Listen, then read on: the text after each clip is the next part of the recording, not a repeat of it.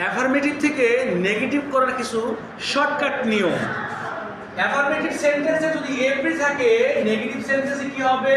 There is no dot dot জায়গায় কি হবে? সাবজেক্ট দেন ভার্ব প্লাস বাকি অংশ।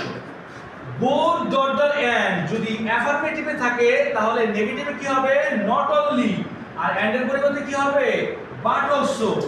অ্যাজ সুন অ্যাজ এর পরিবর্তে হবে নো সুনার হ্যাড। ভি2 এর পরিবর্তে হবে কি? ভি3। কমার পরিবর্তে কি হবে? দেন প্লাস বাকি অংশ। টু ডট ডট টু যুক্ত অ্যাফার্মেটিভ থেকে নেগেটিভ করতে হলে টু এর পরিবর্তে হবে সো, আরেকটু এর পরিবর্তে হবে কি?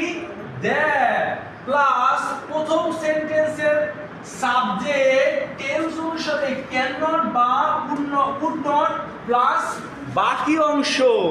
তারপরে মাস্ট থাকলে কি হবে? অ্যাফার্মেটিভ সেন্টেন্সে নেগেটিভ করতে হলে ক্যান নট বার যুক্ত করতে হবে।